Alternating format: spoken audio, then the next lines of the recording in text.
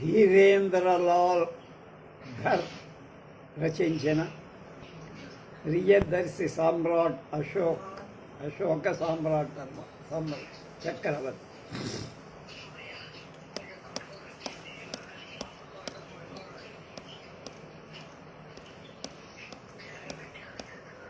దీన్ని తెలుగు అనువాదం చేసిన వారు గొల్లపల్లి వెంకటేశ్వరరావు. ఇది ఈ పుస్తకం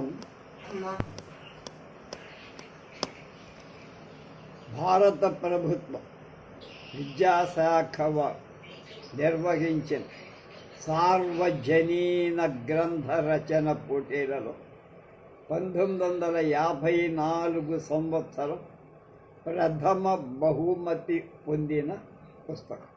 చరిత్ర లాంటిదన్నమాట. ఇది నవోదయ వాళ్ళు విజయవాడ నుంచి పబ్లిష్ చేశారు. 1960లో వచ్చింది. అంటే దాదాపు 40-20 65 ఏళ్ళు.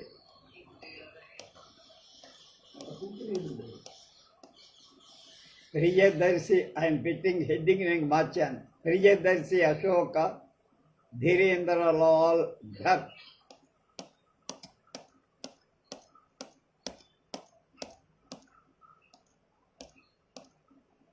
ఇందులో పాత్రలు ఉన్నాయి కనుక మన జ్ఞాపకం పెట్టుకోవడానికి వీలుగా ఏ పాత్రలు వాళ్ళ బంధుత్వాలు ఏమిటో చెప్పాడు. అశోకుడి తండ్రి బింబిసారుడు తల్లి సుభద్రాన్. అశోకుడి సోదరుడు సుహిముడు అని పిలవబడే సుమనుడు. సవతి సోదరుడు వీతశోకుడు అని కానీ, విగత శోకుడు అంటే శోకం లేనది అని కానీ పిలవబడే తిష్యుడు అంటారు. మూడవవాడు వీతశోకు.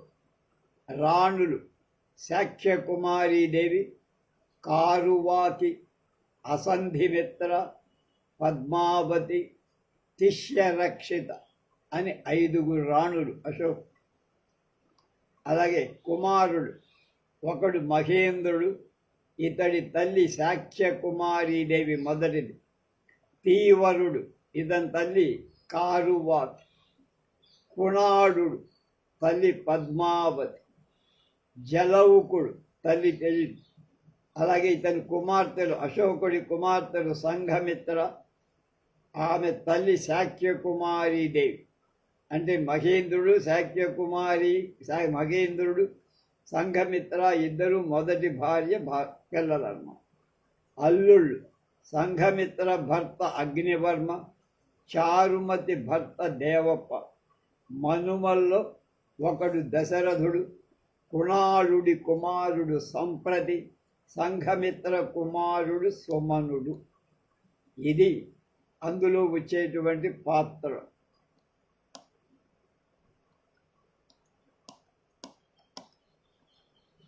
దీనికి ముందు మాట రాశారు ధీరేంద్ర ఘర్.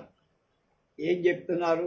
అశోక చక్రవర్తి 2000 సంవత్సరాలకు పూర్వం జన్మించి మనం అతడి గురించి పూర్వ గ్రంథాల వల్ల, బౌద్ధ మత గ్రంథాల వల్ల తెలుసుకోగలం. 1750 సంవత్సరంలో ఒక క్రైస్తవ మతాచార్య ఢిల్లీలో ఒక అశోక స్తంభాన్ని కనుక్కొని, కానీ దానిపైన ఉన్న లిపి ఏమిటో అతడికి అర్థం కాదు. అప్పటి నుండి అనేక అశోక స్తంభాలు కనబడ్డాయి, కానీ లిపి మాత్రం ఎవరు పరిష్కరించలేకపోయి. చరిత్రకారుడు అతి పరిశ్రమ చేసి 1837 సుమారుగా 100 ఏళ్లకు ఆ లిపిని పరిష్కరించారు. ఆ తర్వాత చరిత్రకారులు స్తూపాలపైన, స్తంభాలపైన, పూర్వ అవశేషాలపైన, శిలాఫలకాలపైన చెక్కిన శాసనాలు, ప్రకటనలు చదవగలిగారు. ఆ కృషి ఫలితంగా వారు అశోక చరిత్రను సవివరంగా రూపొందించి ఆ మహాచక్రవర్తి గొప్పతనం, ధర్మదీక్ష, చరిత్రకారుల మెప్పు పొందటమే కాక ప్రపంచంలో అంతటి మహాచక్రవర్తి మరొకరు పుట్టలేదని నమ్మకం కలిగించారు. స్వతంత్ర భారతదేశం ఇప్పుడు తన పూర్వపు ఔన్నత్యాన్ని సంపాదించాలని ప్రయత్నం చేస్తుంది. భవిష్యత్తు ఎప్పుడూ గత విజ్ఞానం మీద ఆధారపడి.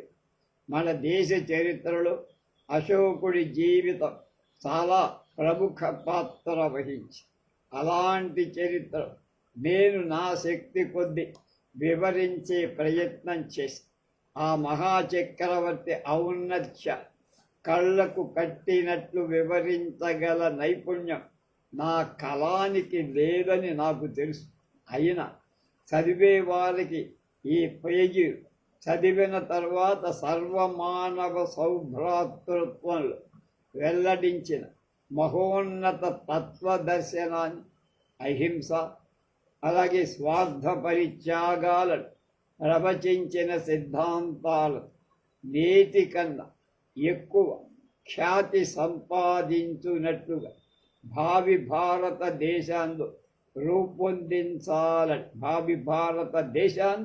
రూపొందించాలనే భావం కలిగిన నా కృషి ఫలిస్తుందని నేను ఆనందపడతాను. ముఖ్యంగా ప్రఖ్యాతిగాంచిన చరిత్రకారుల ఈ రచనకు నాకు సహకరించిన వారి ఉత్తమ గ్రంథాలు అంటే doctor Radha Kumuda Mukherjee, doctor D R Bhandarkar, doctor Surendranatha Sen, Vincent Smith గారు వ్రాసిన అశోక చరిత్రలకు నా కృతజ్ఞత అభివందనాలు అని రచయిత ధీరేంద్ర లాల్ ఘర్ చెప్పారు. 1వ భాగం అశోకుడు సింహాసనం ఎక్కడం. అనేక వందల సంవత్సరాలకు పూర్వం గంగానదీ తీరంలో పాట్నా సమీపంలో ఒక పెద్ద నగరం వెలసిది. ఆ పట్టణం పొడవు 8 మైళ్ళు అంటే 12 కిలోమీటర్లు, అలాగే వెడల్పు 2 మైళ్ళు అంటే 3 కిలోమీటర్లు.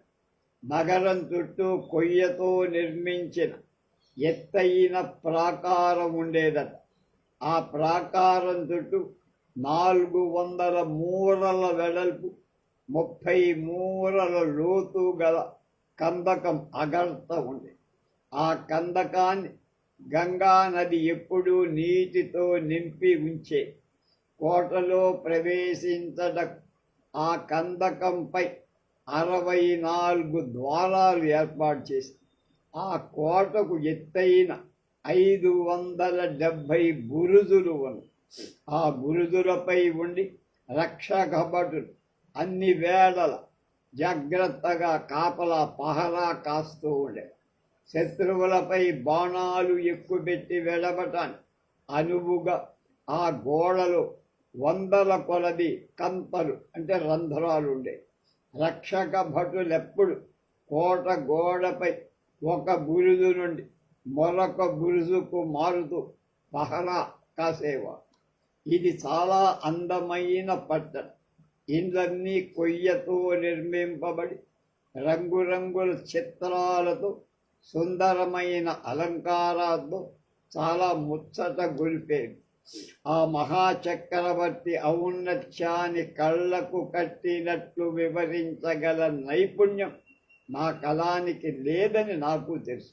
అయినా మీకోసం ఈ పుటలు చదివిన తరువాత సర్వమానవ సౌభ్రాతృత్వాన్ని వెల్లడించిన మహాతత్వధర్మాలు, అహింస, స్వార్థ పరిత్యాగాలు ప్రవచించిన సిద్ధాంతాలతో నేటి కన్నా ఎక్కువ ఖ్యాతి పొందే భావి భారతాన్ని రూపొందించాలనే భావం కలిగినట్టు నా కృషి ఫలిస్తే సంతోషం అన్న.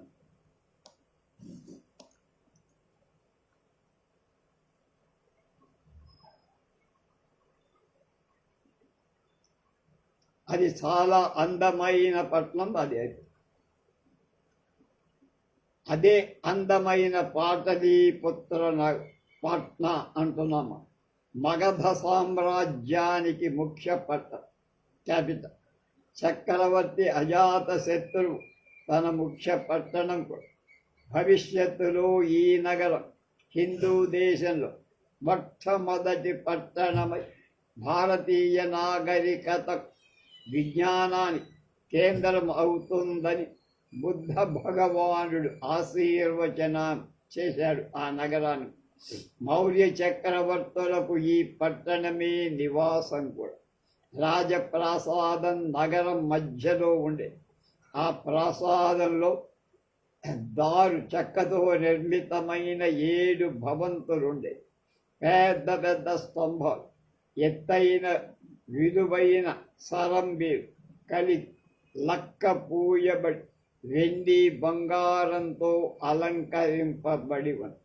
కొన్ని వందల సంవత్సరాల తర్వాత చైనా రాయబారి పాహియాన్ ఈ పట్టణాన్ని చూసినప్పుడు అందులో రాజప్రాసాదాన్ని చూసి ముగ్ధుడయ్యారు.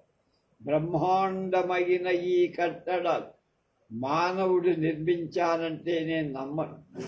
ఏ భేతాళుడి వంటి వాడు దేవదూతలు భూతాల సహాయంతోనూ మగధ చక్రవర్తి దేన్ని నిర్మించి ఉండొచ్చు అని రాశాట చరిత్రలో.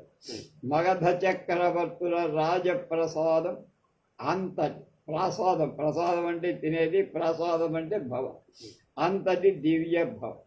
క్రీస్తుకు 250 సంవత్సరాలకు పూర్వం మగధ చక్రవర్తి బిందుసారుడు ఈ రాజప్రసాదంలోనే ఉండేవాడు. అతడి రాజ్యం ఆఫ్ఘనిస్తాన్, గాంధారం అంటాము, నుండి మన దక్షిణాన మైసూరు వరకు, కర్ణాటక వరకు 2 సరిహద్దు రాష్ట్రాలకు 2 యువరాజులు రాజప్రతినిధులుగా ఉన్నారు. రాకుమారుడు సుషిముడు రాజ్యానికి ఉత్తర హద్దులో ఉన్న తక్షశిలకు తక్షశిల అంటారు. రాకుమారుడు అశోకుడు దక్షిణ సరిహద్దులో ఉన్న రాష్ట్రమైన మధ్యప్రదేశ్లోని ఉజ్జయినికి రాజప్రతినిధులుగా ఉన్నారు. సుషిమ యువరాజు తన రాజకార్యాలలో ప్రమత్తుడై ఉండేవాడు. జాగ్రత్త. తన ఉద్యోగులు ఏది చేసినా దాన్ని ఒప్పుకుంటూ, ఏం చెప్పినా దాన్ని నమ్ముతూ ఉండేవాడు. రాజోద్యోగులు అది అవకాశంగా తీసుకొని వాళ్ళ ఇష్టం వచ్చినట్టు ప్రవర్తించేవాడు. వాళ్ళ మీద ఇతనికి కంట్రోల్ ఉండేది కాదు. ప్రజలకు యువరాజు దర్శనం అందరినీ పండైపోయాడు. సుషిముడు ఎప్పుడు నాట్య సంగీతాలతో మధుపానంతో కాలం గడిపేవాడు. ఈతడు రాజుకు పెద్ద కొద్ది కాలంలోనే మగధ సింహాసనాన్ని అధిష్ఠించాల్సిన వయస్సు ఉంది. ఈతనికి ప్రజలు మొర ఆలకించటం అప్పుడు ఏమాత్రం అవకాశం లేకుండా ప్రజలకు దూరంగా. తక్షశిల ప్రజలెంత మాత్రం భరించలేక ఇలాంటి రాజప్రతినిధి మాకు అవసరంలా, అతడి ఆజ్ఞలను మేము ఎంత మాత్రం తలదాల్చజాలం అని తిరుగుబాటు చేస్తాం. తిరుగుబాటు వార్త పాటలీపుత్రాన్ని వార్తాహరుల ద్వారా తెలిసి అతడు అన్ని విషయాలు రాజ్యసభలో చెప్పారు. సరిహద్దు రాష్ట్రంలో శాంతి భద్రతల నెలకొల్పటానికి తక్షణమే సైన్యాన్ని పంపవలసిందిగా చక్రవర్తి బిందుసారుణ్ణి కోరారు. రాజాజ్ఞ అయింది. చతురంగ బలాలు బయలుదేరటానికి సిద్ధపడ్డాయి. మహాసముద్రం వంటి ఆ సైన్యానికి ఎవరు నాయకత్వం వహించాలి, రాజు ఎవరిని విశ్వసించాలి అనే సమస్య. బిందుసార చక్రవర్తి ప్రధానమంత్రి కల్లాటకుడి సలహా అడిగాడు. యువరాజు అశోకుడు అన్ని విధాలా సమర్థుడు, అతడు తప్ప మరెవ్వరినీ నమ్మరాదని ప్రధాని సలహా ఇచ్చాడు. కానీ యువరాజు అశోకుడు వయస్సులో చాలా చిన్నవాడప్పుడు అంత మహాసైన్యాన్ని నడిపించటానికి సాధ్యమవుతుందా? భవిష్యత్తు సాధువులకు సన్యాసులకు తెలుస్తుంది. కానీ అశోకుడి భవిష్యత్తు తెలుసుకోవాలని చక్రవర్తి పింగళవత్సుడు అనే సన్యాసి దగ్గరకు వెళ్ళారు. పింగళవత్స మహర్షి అశోకుని జాతకాన్ని పరిశీలించి అశోకుడు అన్ని విధాలుగా సేనానాయకుడుగా ఉండతగినవాడు, అతడికి ఆ ప్రజ్ఞ సామర్థ్యాలున్నాయి, నీకేం దిగులు పడక్కర్లేదని మహాముని పింగళవత్సుడు చెప్పినది కళ్ళ కాలేదు, అబద్ధం కాదు. ఉజ్జయిని నుండి అశోకుడి చక్రవర్తి పాటలీపుత్రానికి పిలిపించి సైన్యం అంతా అతడి అధీనంలోకి ఇచ్చేశారు. అప్పుడు అశోకుడు తన మంత్రి రథగుప్తుడిని వెంట తీసుకొని బంగారు జలతారుతో అలంకరింపబడిన ఏనుగు తక్షశిలకు బయలుదేరారు. ఇది ఈ చివర, తక్షశిల అటుంటుంది, కొత్త పడమట్లో ఉంటుంది. ఆ సమయంలో శంఖనాదం చెయ్యబడి వాన కురిసినప్పుడు కురిసినట్లు పుష్పాలను చల్లారు. యుద్ధానికి బదులుదేరే సైనిక విన్యాసాన్ని చూసే ప్రజా సమూహంతో రాజవీధులన్నీ కిక్కిరిసిపోయాయి. మగధ సైన్యం పురోగమిస్తూ అలెగ్జాండర్ చక్రవర్తి ఎదిరించటానికి సాహసం లేక పంజాబు నుండి తన సైన్యాన్ని వెనక్కి మరల్చుకోవాల్సిన స్థితి కల్పించిన ఆ అజేయమైన సైన్యమే ఇది. తక్షశిల మించి ఇండియాకి పాటలీపుత్రానికి వచ్చి ఇదంతా జయించాలని పాపం అలెగ్జాండర్ అనుకున్నారు. కానీ భారతదేశ ఈ సైన్యం వీళ్ళ నడగా, వీళ్ళ ఏనుగుల బలం, వాళ్ళ వ్యూహాలు చూసి వాడికి కారిపోయి ఇక వాళ్ళతో మనం జయించలేమని బ్యాక్ టు పెవిలియన్ వెళ్ళిపోయారు. తక్షశిలలోని ఆ కొద్ది మంది తిరుగుబాటుదారులు ఎదిరించటానికి శక్యమా ఇక్కడ ఇంత సైన్యాన్ని? వాళ్ళు పారిపోయారు. పట్టణంలో ప్రశాంతి ఏర్పడింది తక్షశిలలో. అప్పుడు అశోకుడు కొలువు తీర్చి ప్రజలందరినీ పిలిపించి తమ బాధలను చెప్పమని, తమ అసంతృప్తికి కారణం చెప్పమని, మాకు వేరొక యువరాజు కావాలి, రాకుమారుడు సుషిముడి పాలనలో మాకు పాలన దొరకట్లేదు, సమ్మతి బాధ నుండి కాని మితిమీరుతున్న రాజోద్యోగులు పెట్టే క్రూర బాధల నుండి కాని కాపాడటానికి అతడే ప్రయత్నాలు చేయరు. నిమ్మకు నీరెత్తినట్టు తాగి పడుకుంటాడు. ఈ వార్త పాటలీపుత్రానికి చేరింది. ఆ రోజుల్లో రాజులు ప్రజారంజనమే ప్రథమ కర్తవ్యంగా భావించారు. శ్రీరామచంద్రుడు తన ప్రజలను సంతృప్తిపరచడానికి సీతాదేవిని అరణ్యవాసానికి పంపిన దేశం ఇది.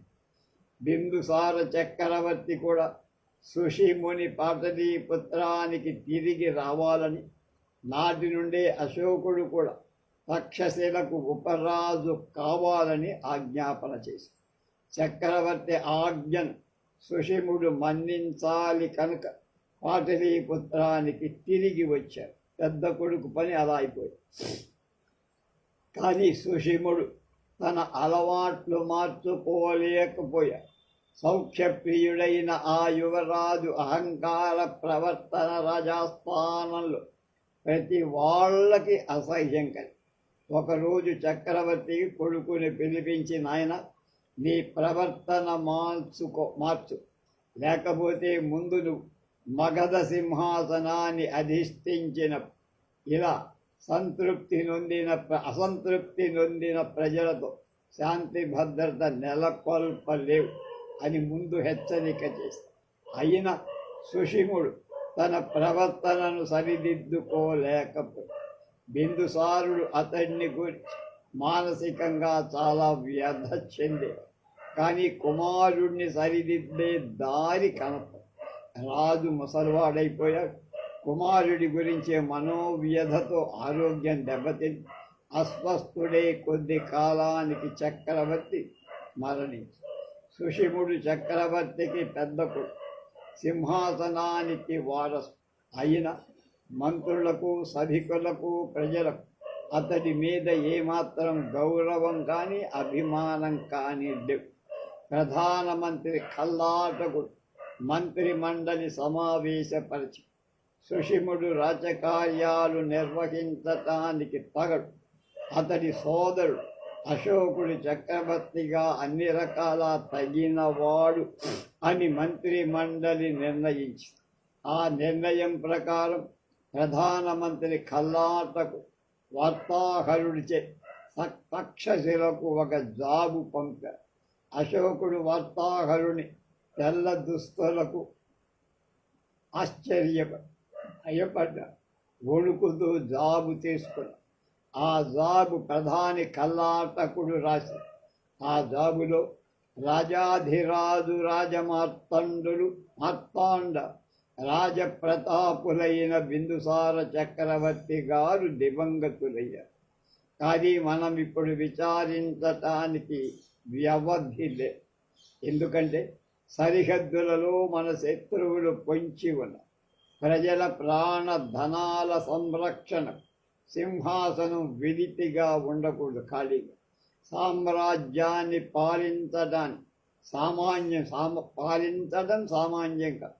ఇంతటి సువిశాలమైన సామ్రాజ్యాన్ని సుషిముడు పాలించడం ఎంతవరకు సాధ్యమనే విషయంలో మాకేం పాలు పోకుండా, కనుక ఈ విషయాన్ని గురించి జాగ్రత్తగా మిమ్మల్ని ఆలోచింపమని కోరుతున్నాము.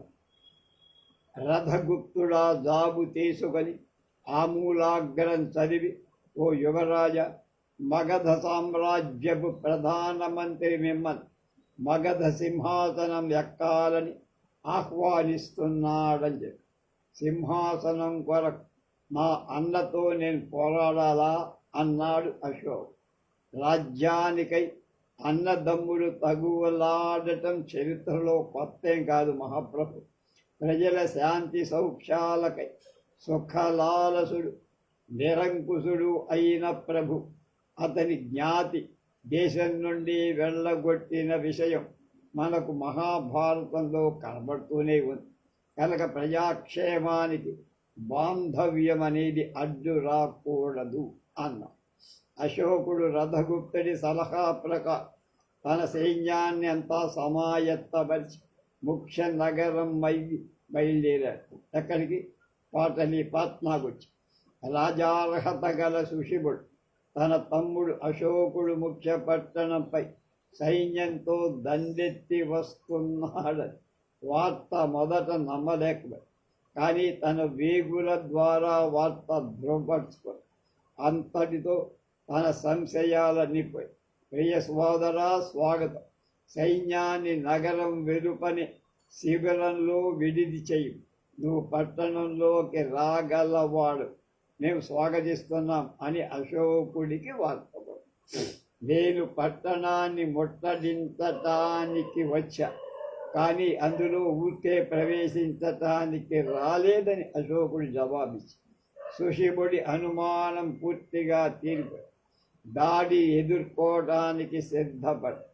గంగానది ఒడ్డున సుషిముడి సైన్యం అశోకుడి సైన్యంతో యుద్ధం చేసి రణభేరులు మ్రోగింపబడి ఆ యుద్ధంలో సుషిముడు చంపబడ్డాడు. అశోకుడు మగధ సామ్రాజ్యానికి చక్రవర్తి. అశోకుడికి పట్టాభిషేక ప్రయత్నాలు జరుగుతున్నాయి. రాజు రాణితో కూడా సింహాసనాన్ని అధిష్ఠించటం ఒక సంప్రదాయం మగధలో, అంటే మౌర్య సంప్రదాయం. ఉజ్జయినికి వార్త పంపారు. అశోకుడి ప్రథమ భార్య శాక్యకుమారీదేవి తన పిల్లలతో విదిశా నగరానికి తన పుట్టింట్లో ఉంది. ఆమె తన భర్త వ్రాసిన జాబు చూసి, నా తండ్రి వైశ్యుడు, నేను రాజసింహాసనం మీద కూర్చొని అలవాటు లేని దాన్ని, అంతేకాక నేను శాక్య వంశంలో పుట్టా. శాక్యుడు సింహాసనాన్ని అధిష్ఠించటం మనస్కరించని పని. సామాన్యుల్లా ఉండటానికి వాళ్ళ దయ ఉంచి ప్రశాంతమైన నన్ను నా పిల్లలతోనే ఉండాలని అనుమతించాలని కోరుతున్నా అని సమాధానం పడు. అశోకుడు తక్షశిలకు పోయే మార్గమధ్యంలో కౌశాంబి నగరంలో మరొక కన్యను వివాహం. ఆమె పేరు కారువాకి. ఆమెను తీసుకొని రావటానికి వార్తాహరుడు కౌశాంబికి వెళ్ళి కారువాకి కురువంశంలో పుట్టినాడు. ఆమె కుటుంబ కలహం అంటే తగని భయం. తన కురుకులంలో కుటుంబ కలహం, రాజవంశ నిర్మూలనం, పాండవ కౌరవుల యుద్ధం అది జ్ఞాపకం తెలుసు, ఆమెకి తెలుసు బాగా. అశోకుడు కుటుంబ కలహానికి తలపడ్డాడని అర్థమైంది.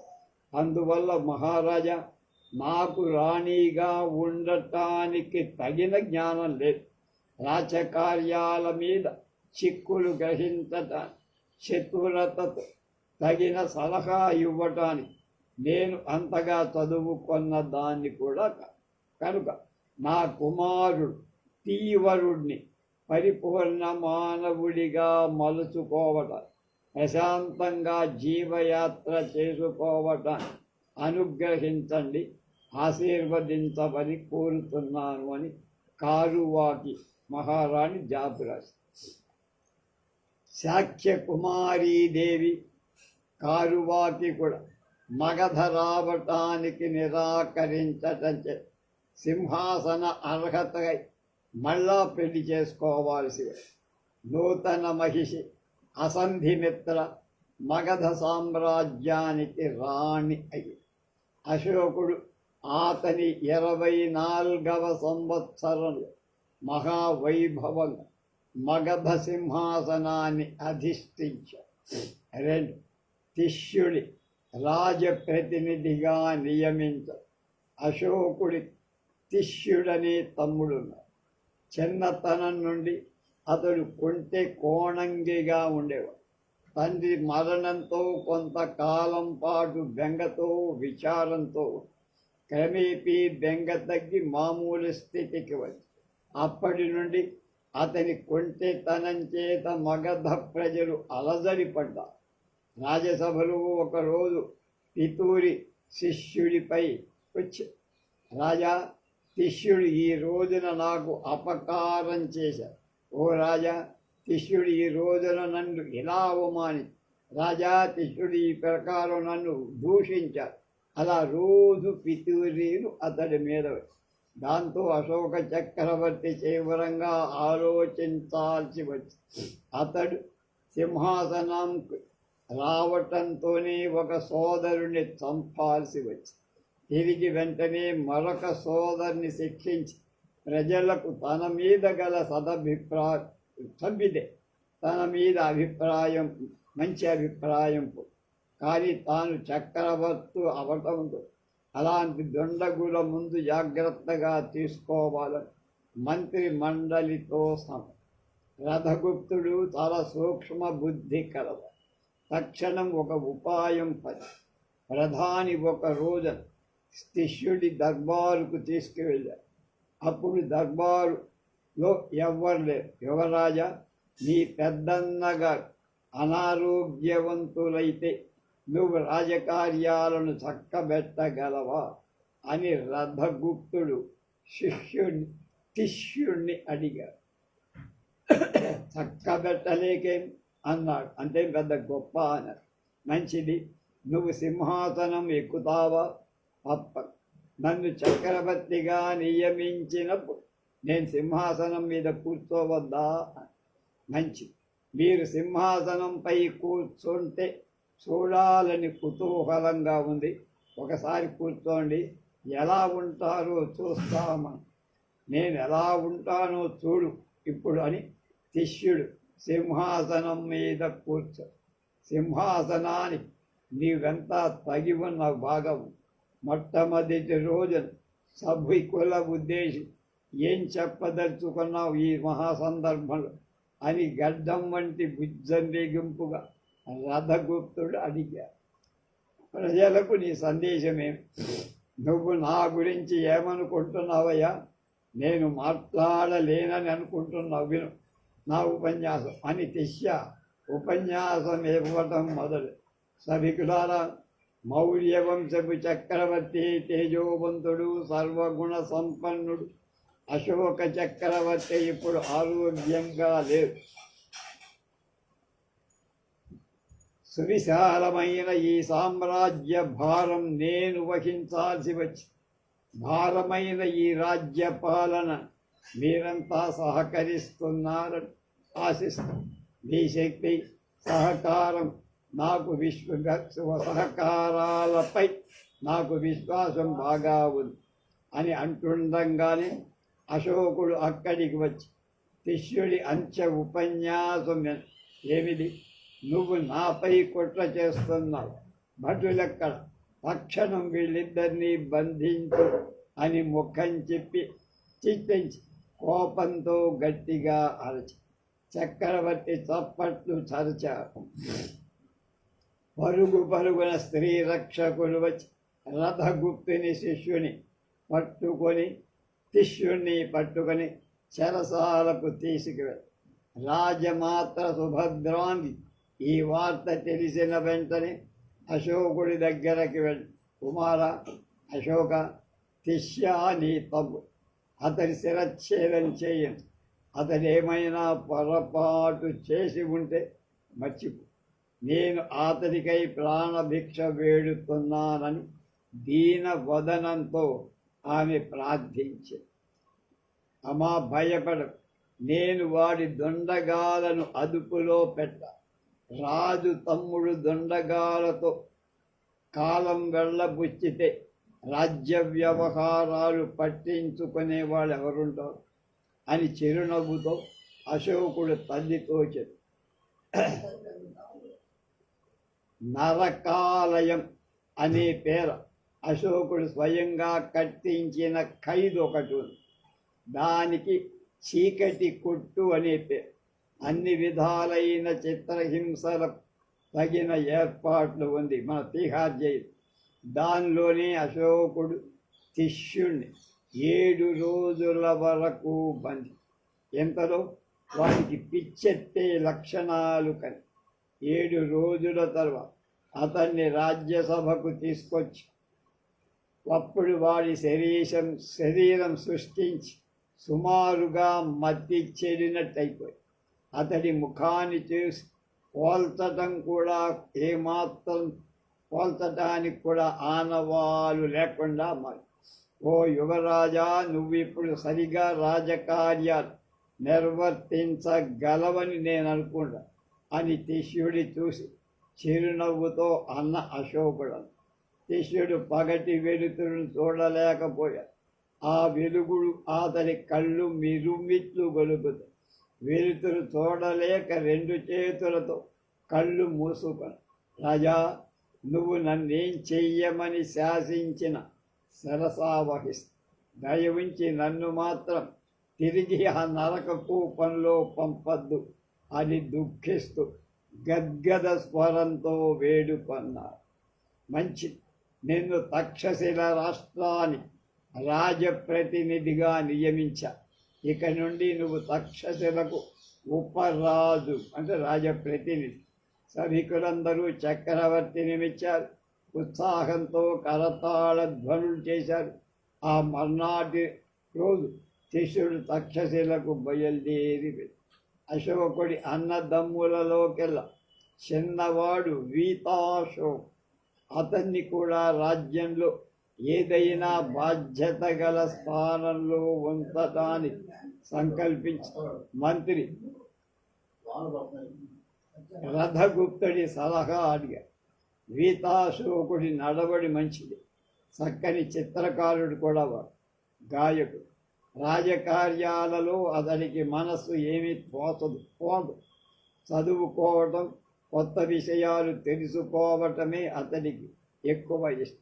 అతడు బౌద్ధుల త్రిపిటకాలను క్షుణ్ణంగా అధ్యయనం చేసి ఉన్నాడు. అప్పటి మండపంలో చదువుకుంటూ ఎప్పుడూ అటూ ఇటూ తిరుగుతూ ఉండేవాడు. ఇలా ఉండే ఒక రోజున అతడు అద్దంలో తనను తాను చూసుకో తన వెంట్రుకలన్నీ కొన్ని నెరసినట్లుగా కనిపించి ఆశ్చర్యచకితుడై వాటిని గురించి దీర్ఘంగా ఆలోచించి వయస్సు తెలియటానికి ఇది ఒక చిహ్నం, వృద్ధాప్యమనే ఛాయ తెలియకుండానే కబళించి వేస్తారు. సాగు తర్వాత సద్గతి బడయటాన్ని అప్పటికప్పుడు సిద్ధపడటం కుదరదు, టైం ఉండదు. ఆలోచనల్లో అవితాశోకుడు మునిగి తేలుతూ నిద్ర కూడా పోవడు. తానొకటి తలిస్తే దైవం ఇంకొకటి తలచినట్టు చక్రవర్తి ఇంకొక రకంగా అశోకుడు ఆలోచిస్తాడు. ఒక రోజున చక్రవర్తి వీతాశోకుడిని సభకు పిలిపి, నీవేదైనా రాజకార్యంలో నియుక్తుడవటం నా అభిమతం అన్న. రాజా, నన్ను మన్నించు. రాజకార్య నిర్వహణలో నేనెవరిని క్రూరంగా శిక్షించలే. ఇతరులను బాధించటం నాకు ఇష్టము లేదు. ఈ ప్రపంచమంతా అశాశ్వతం కనుక సన్యసించాలి అని నిర్ణయించు. సత్యపదాన్ని చేరేటట్టు ఆశీర్వదించాల్సిందిగా పెద్దవాడైన అన్నగా నువ్వు నేను కోరుతున్నా అని వీతాశోకుడు చక్రవర్తికి వినవి. వీతాశోకుడు రాజ్యసభ నుండి తిన్నగా పాటలీపుత్రంలో ప్రసిద్ధ భిక్షువైన గిరిదత్తుడి దగ్గరకి వెళ్ళి, ఓ బుద్ధ భిక్షువు, తమ దీక్ష సంఘ దీక్ష పొందాలనుకో నా యందు దయ ఉంచి దీక్షా స్వీకారం ఇవ్వవలసిందిగా కోరుతున్నాను, యాచిస్తున్నాను.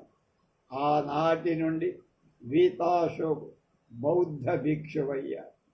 కళింగ యుద్ధం, ఇది మనందరికీ తెలిసిన విషయం.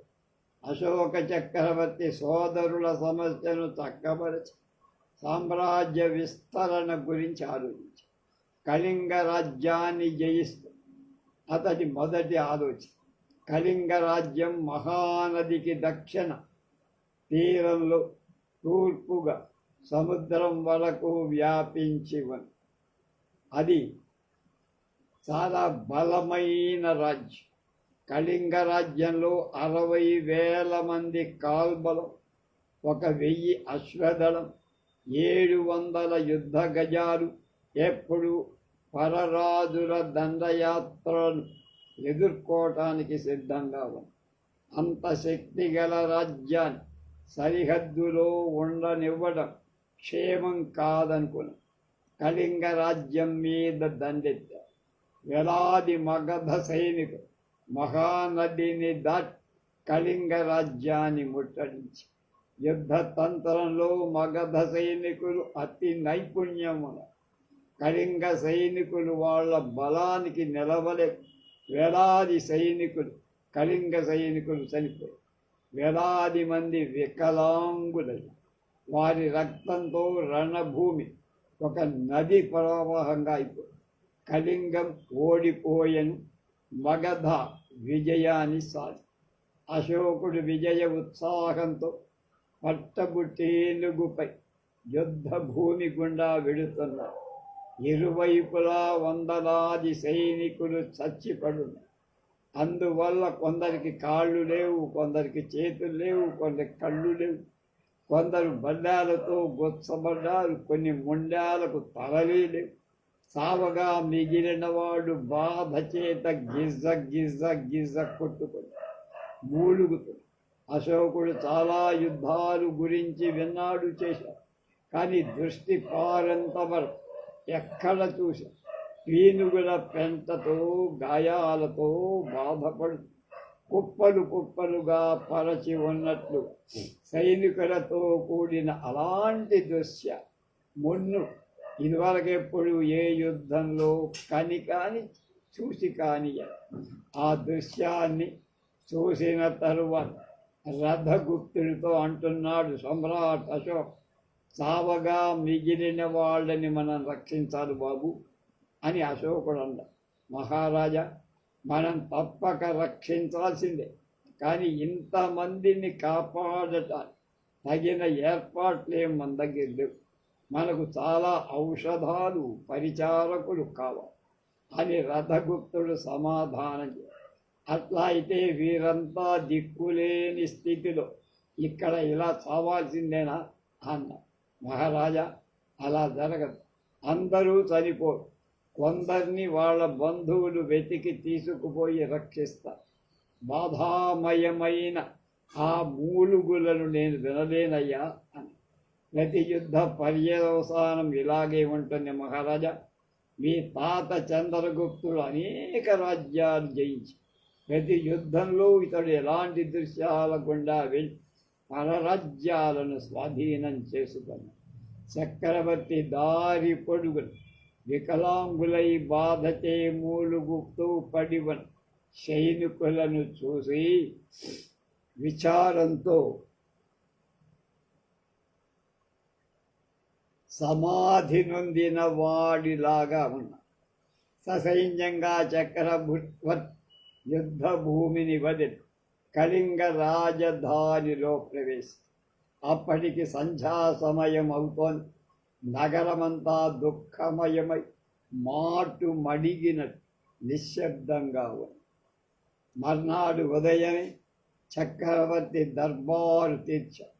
అశోక చక్రవర్తి విజయ చిహ్నంగా బాకాలు విజయ భేరీలు మ్రోగించబడి మౌర్య సింహుడు మగధ సామ్రాట్ సర్వసద్గుణ సంయుతుడు సర్వశక్తి సంపన్నుడైన అశోక చక్రవర్తి ఆసేతు హిమాచల పర్యంతం పరివ్యాప్తమైన మగధ సామ్రాజ్యంలో కళింగ రాజ్యాన్ని కలుపుకున్నారు. రాజాధిరాజైన మన చక్రవర్తి దీర్ఘాయుష్మంతుడై వర్ధిల్లుగా అని అధికారి ప్రకటన చేసి సభ రాజ్య వ్యవహారాలు ప్రారంభించటానికి ముందు ఒక యువ భిక్షు సభలోకి ప్రవేశించి చక్రవర్తి దీర్ఘాయుష్మాన్ అని ఆశీర్వదించి, ఓ భిక్షు, నీ కోరిక ఏమిటి అన్న. రాజా, నేను యుద్ధ భూమి నుంచి వస్తాను. యుద్ధంలో మరణించిన వాళ్ళెందరూ వికలాంగులై గాయాలతో బాధపడుతున్న వాళ్ళెందరూ లెక్కేసి వచ్చారు. 1,00,000 మంది చనిపోయారు. 1,50,000 మంది ప్రమాదమైన గాయాలతో బాధపడు. ఆ వాళ్ళను గురించి మిమ్మొక ప్రశ్న వేయటానికి వచ్చి, మీరు ఇంకొక్కడినైనా బాధ నుండి తప్పించలేనప్పుడు ఇంతమంది గాయాలతో బాధించటానికి మీకున్న హక్కేమి? ఈ 2,50,000 మంది జనం బంధువులు వారి దురదృష్టానికి విచారిస్తుంటే ధర్మరాజ్య సంస్థాపన నిమిత్తం ఇక్కడ కొలువు తీరి ఉన్నావా? ఎందుకయ్యా ఈ దొంగనటన? ఎందుకు ఈ ఆత్మవంచ అని ప్రశ్న. అశోకుడి కళ్ళు జేగురించి సభికులు భయం పడి, భిక్షు జాగ్రత్త, నువ్వు ఎవరితో మాట్లాడుతున్నావో తెలుసా అని రథగుప్తుడు హెచ్చరి. కానీ భిక్షువు చెలించ. ప్రధానామాత్యుడు దీర్ఘాయుష్మాన్, ఓ ప్రధాని, నువ్వు మర్చిపోయా, సత్యం ఎవరిని గౌరవించదు. నాకేది అధర్మము, చక్రవర్తి కూడా అదే అధర్మం. నేను భిక్షును, ధర్మబోధ చేయటమే భిక్షు ధర్మం అన్న. నువ్వు చాలా కుర్రాడివి. నువ్వు మాట్లాడే మాటల వలన నీకొచ్చే ముప్పేమిటో గ్రహించలేకున్నా నిన్ను హెచ్చరిస్తున్న శృతి మించకముందే నువ్వు ఇక్కడ సరిదిద్దుకొని ఇక్కడి నుంచి వెళ్తే మంచిది అన్నాడు రథకు. నేనొక భిక్షువు, సత్యాన్ని ఆరాధించేవాడు. నిజం చెప్పడం అపరాధమైతే నేను అపరాధి. అలా అయితే నాకు ఎలాంటి శిక్ష విధించినా అనుభవించడానికి సిద్ధంగా ఉన్నా అన్నాడు ఆ భిక్షు. అశోకుడు ఇక ఎంత మాత్రం సహించలేకపోయాడు. భటులెక్కడ ఈ వాచారుణ్ణి తీసుకొని కారాగారం చీకటి కొట్టులో బంధించారు. అని మేఘంలాగా గడిచి భిక్షుడు చిరునవ్వు నవ్వు. ధర్మాన్ని బెదిరింపులతో అణచలేవు మహారాజా. నువ్వు నన్నెంతకాలం చెరలో ఉంచగలవయ్యా? జీవితం క్షణభంగురం. అశాశ్వతమైన ఈ ప్రపంచంలో నువ్వు కాని నేను కాని ఉట్టి కట్టుకొని శాశ్వతంగా ఊరేగలే. కానీ ధర్మం ఎల్లకాలం నిలబడి ఉంటుంది. ఎంత సాహసం! అంత నిర్భయంగా చక్రవర్తి ఎదుట ఎలా మాట్లాడాడు? అశోకుడు తన ఆజ్ఞను మార్చి అహంకారి అయిన ఈ భిక్షువును సలసల కాగి చమురులో వేయించండి అన్నాడు. వేపించండి. మరలా భిక్షువు బిగ్గరగా నవ్వి, దీర్ఘాయుష్మాన్ భవ మహారాజా అని ఆశ. భటులా భిక్షువుని బయటికి తీసుకెళ్ళి చీకటిలా నిరుత్సాహం ఆ సభను ఆవరి. యుద్ధంలో ప్రత్యేక నైపుణ్యం చూపిన సర్దారులకు చక్రవర్తి బహుమతినిచ్చి సభ సాధించారు. బౌద్ధ మత స్వీకారం. మధ్యాహ్నమైంది. రాజు రథగుప్తుడితో రాజ్య వ్యవహార సమాలోచన చేస్తున్నాడు. ఇంతలో భటుడొకడు పరిగెత్తుకొని, ప్రభు, అంతా వింతగా కాగుతున్న చమురు భిక్షువును పడవేశాం, కానీ ఆ భిక్షువుకు చుర్రుమని కూడా అనిపించలా అని చెప్పాడు. ఏమన్నావు అన్నా. ఉన్నదే మహారాజా, చెప్పింది నిజం. మీకు ఎప్పుడు అలాంటి దృశ్యాన్ని చూడాలి. మంచిది మహాప్రభు, మనమే వెళ్ళి స్వయంగా ఆ విషయం తెలుసుకుందాం అన్నాడు మంత్రి రథకు. చక్రవర్తి బయలుదేరాడు. అంగరక్షకులు బారులు తీరి జాగ్రత్తగా వెంబడించారు. అశోకుడిలా గుడారాలు దాటి మహసహ అనే భిక్షుని శిక్షిస్తున్న మసహ అనేటువంటి భిక్షుని శిక్షిస్తున్న ప్రదేశానికి వెళ్ళి గుమిగూడిన ప్రజలు పక్కకు దారిచి చక్రవర్తిని చూశారు. అశోకుడు ముందుకు బహిరంగ స్థలంలో తాత్కాలిక ఇటుకలతో ఒక పొయ్యి కట్టారు. దానిపై నూనెతో ఒక బాడిగ పెట్టారు. బాణిగాడు. పొయ్యి మండిని, నూనె మరిగింది. ఆ మరిగే నూనెపై భిక్షువు యోగాసనస్థుడై కూర్చొని, కానీ మంటలు సెగ కూడా అతనికి ఏమాత్రం సోక. చక్రవర్తి తన కళ్ళను తానే నమ్మలేకపోయి వెంటనే పొయ్యి ఆర్పించి భిక్షుని భటులు ఆ ప్రాంతం నుండి దింపారు. చక్రవర్తి చేతులు కట్టుకొని అతని ముందు మోకరి భిక్షువు, ఈ దీనుణ్ణి మన్నించి మీ ఎడల తీరని అపకారం చేసి అని వేడుక. భిక్షు కళ్ళు తెరిచి బాలుడిలాగా చిరునవ్వు నవ్వు, నిన్ను నీవే అవమానించుకున్నావు రాజా. నీ శక్తిపై నీకు ఎక్కువ విశ్వాసం, అందుచేత నిన్ను నువ్వే మరిచావు. నీవు డంబంగా చెప్పుకునే శక్తి వట్టి పశుశక్తి కానీ మరొకటి. అలాంటి పశుశక్తి నైతిక శక్తిని ఎప్పుడూ జయించలేదు. అనేక రాజ్యాలు వచ్చాయి, కూలిపోయి. ఎందరో సేనాదులు ఎన్నో రాజ్యాలు జయించారు. వాళ్ళు ఎవరైనా శాశ్వతంగా ఉన్నారా? ఇందులో మనకి అందరి పేర్లు అసలు జ్ఞాపకం ఉన్నాయి. ఈ కార్యరాజులు రాజ్యములు కలుగవే గర్వోన్నతించందరు, వారేవి సిరి మూటగట్టుకొని పోయేదే అని పోతన గారు వామన చరిత్రలో అంటారు. కనుక పశుబలం వల్ల సైనిక బలం నశ్వరంక. నేటికి మనమందం పర్శ్వనాథ, మహావీర, బుద్ధాదులు మానవ హృదయాలను ఇంకా వశపరుచుకొని ఎలా ఉన్నారనుకుంటున్నారు? వారి సందేశాలు తరంతరాల యుగ యుగాలను ఎలా ఆచరిస్తున్నారనుకున్నారు? ఓ రాజా, ఇదే విధంగా నువ్వు కూడా ప్రజా హృదయాలని చూరగొను. చక్రవర్తి అనే పదానికి సరైన అర్థం నువ్వే అలా ఉంటే మిగతా వాళ్ళు ఎలా ఉంటారు కనుక ఇవన్నీ తెలుసుకొని ధన్యుడు కావయ్యా అన్న. అశోకుడు భిక్షువు ఉచిత గౌరవంతో తన శిబిరానికి తీసుకు ఆ భిక్షువుతో రాత్రి భవన్ ధర్మాల గురించి చర్చ చేశారు. అతడితో చర్చించిన కొద్దీ విన్న కొద్దీ అశోకుడు ముగ్ధుడై చివరికి చక్రవర్తి, ఓ భిక్షు, నేను మిమ్మల్ని శరణు వేడుతున్నా అన్న. అంత ఉపగుప్తుడు అశోకుడికి ఇలా ఉపదేశించారు: బుద్ధం శరణం గచ్చ, ధర్మం శరణం గచ్చ, సంఘం శరణం గచ్చ. బుద్ధుడే నాకు శరణ్యం, ధర్మమే శరణ్యం, సంఘమే నాకు శరణ్యం. ఆ దండయాత్ర చివర పర్యవసానమే ప్రపంచ చరిత్రలో, మళ్ళీ అంటున్న ప్రపంచ చరిత్ర, ఒక మహాయుద్ధాన్ని